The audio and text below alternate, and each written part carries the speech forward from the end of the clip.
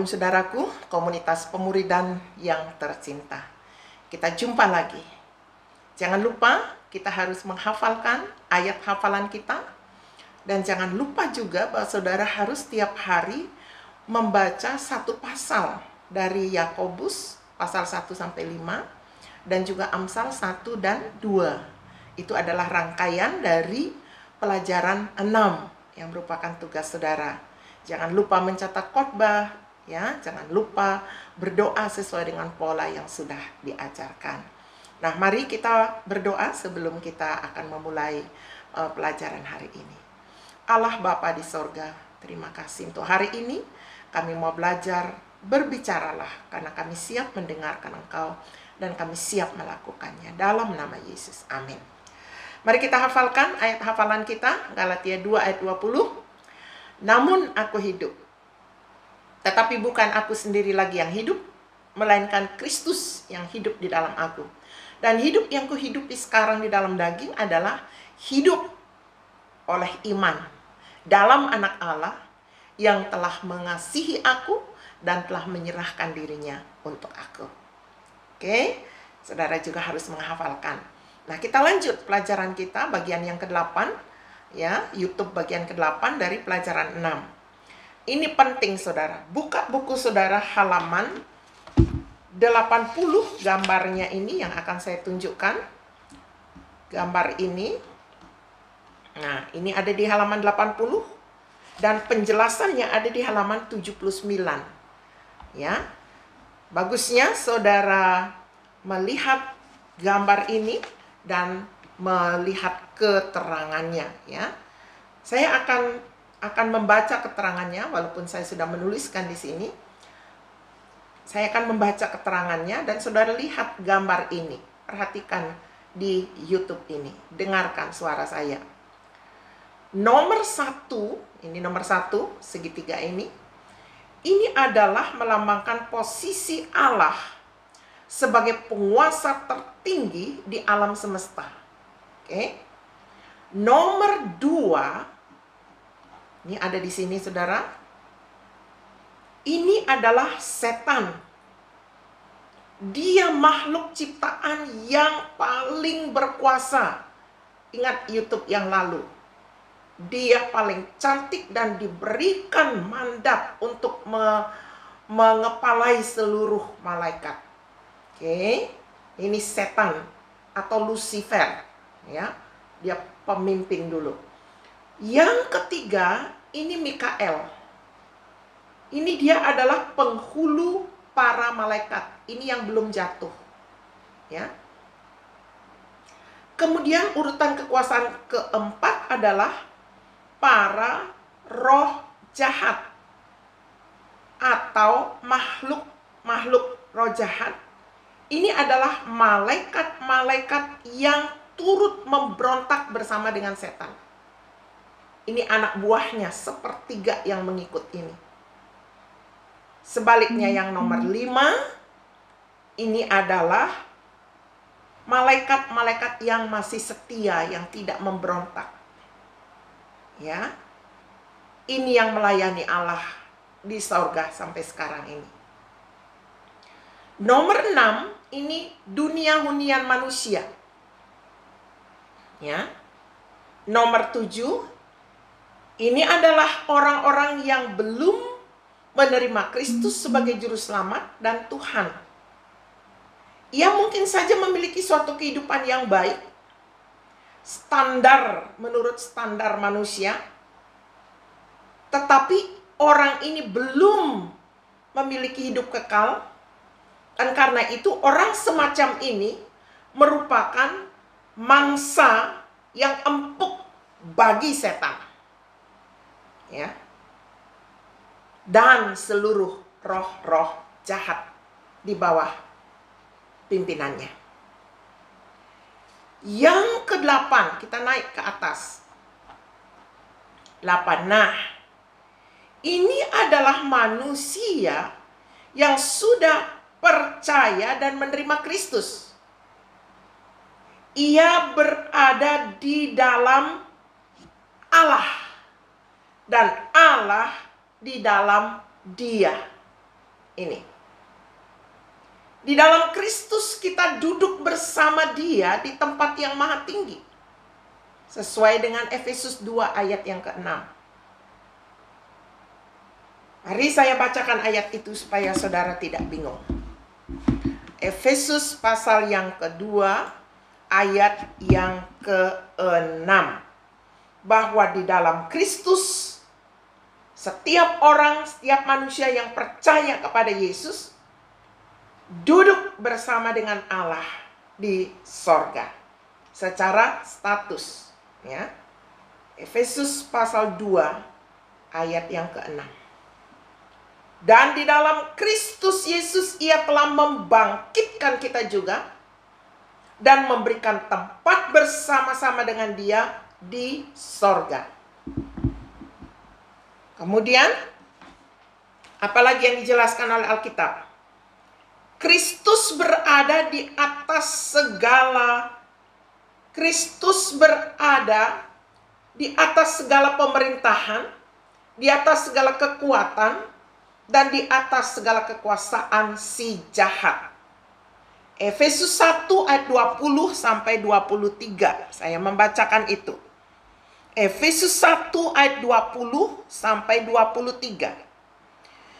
Yang dikerjakannya di dalam Kristus dengan membangkitkan Dia dari antara orang mati dan mendudukkan Dia di sebelah kanannya di sorga, jauh lebih tinggi dari segala pemerintah dan penguasa dan kekuasaan dan kerajaan dan tiap-tiap nama yang dapat disebut, bukan hanya di dunia ini saja, melainkan juga di dunia yang akan datang. Dan segala sesuatu telah diletakkannya di bawah kaki Kristus. Dan Dia telah diberikannya kepada jemaat sebagai kepala dari segala yang ada. Jemaat yang adalah tubuhnya, yaitu kepenuhan Dia yang memenuhi semua dan segala sesuatu. Dan saudara sekarang yang sudah percaya Kristus, saya yang sudah percaya Kristus, sedang ada di dalam Kristus. Saudara telah ikut ditinggikan pada kedudukan yang paling tinggi di dalam Kristus. Dari keadaan yang miskin ke tempat yang maha kaya, dari keadaan yang hina menjadi anak raja seluruh alam semesta. Dari keadaan yang hina menjadi anak raja seluruh alam semesta. Dia Bapa kita. Itulah sebabnya saudara dan saya memiliki kuasa yang besar, bahkan atas setan sekalipun. Ini saudara harus pelajari dengan baik-baik. Nah, banyak orang Kristen tidak hidup sesuai dengan posisi yang telah ia miliki. Ia hidup dalam posisi nomor 9 ini. Setan sedang menipu banyak umat Kristen dengan menanamkan pikiran bahwa kedudukan mereka ada di bawah, di bumi ini. Memang kita tinggal di sini, tapi secara status, secara otoritas, Allah memberi kita kedudukan di dalam Kristus dan duduk bersama dengan Kristus di sebelah kanan Allah Bapa. Amin, saudara. Ini firman Tuhan. Nah, saudara, setan sedang menipu orang percaya dengan jalan berpikir bahwa mereka hanyalah orang yang lebih baik sekarang ini sejak menjadi orang Kristen. Alasan yang mereka kemukakan ialah bahwa adalah terlampau tinggi untuk berangan-angan apabila kita ingin hidup sesuai dengan apa yang dikatakan oleh firman Allah. Bagaimana seharusnya kita hidup. Di dalam keadaan mereka yang serba rendah hati, yang sesungguhnya sebenarnya bukti ketidakpercayaan, kerendahan hati yang palsu. Mereka terus saja berbuat hal yang terbaik yang dapat mereka lakukan bagi Allah. Orang Kristen semacam ini sangat mudah dipengaruhi oleh setan. Roh jahat yang paling rendah derajatnya pun akan mudah menipunya dan segera mengambil keuntungan dari kelemahan itu.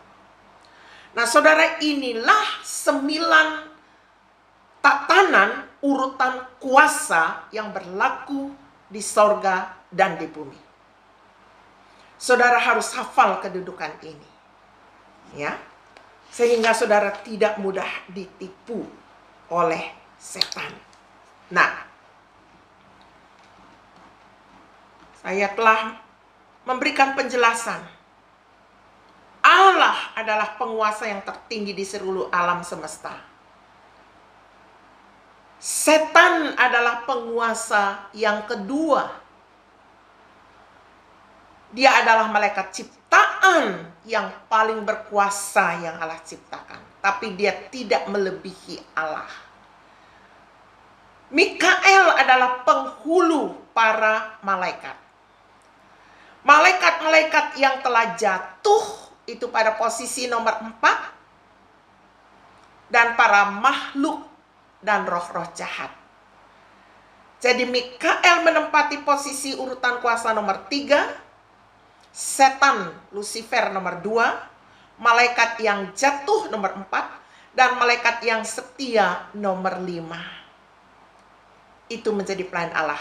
Dan nomor 6 ini ada di hunian manusia. Nomor 7 itu adalah orang yang belum terima Kristus. Di bumi kedudukannya, ya. Ini yang perlu menjadi sasaran pemberitaan firman.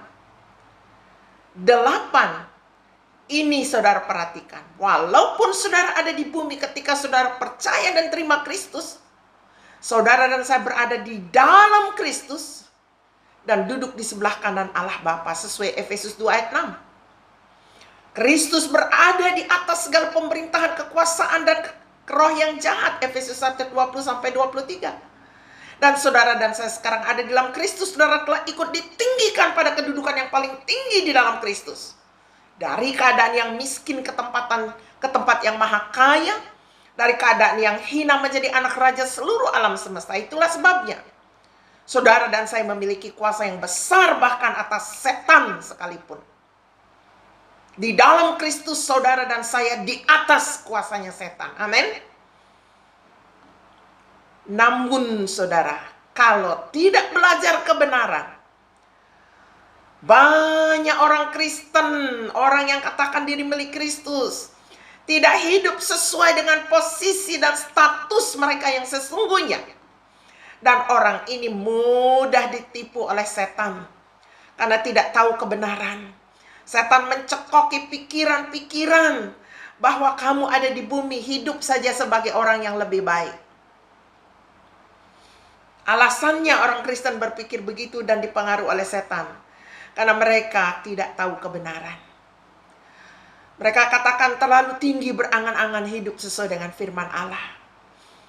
Mereka lebih baik hidup rendah hati. Bahkan sesungguhnya itulah tipe kerendahan hati yang tidak kenal firman Allah dan tidak percaya. Dan orang semacam ini sangat-sangat mudah dipengaruhi oleh setan.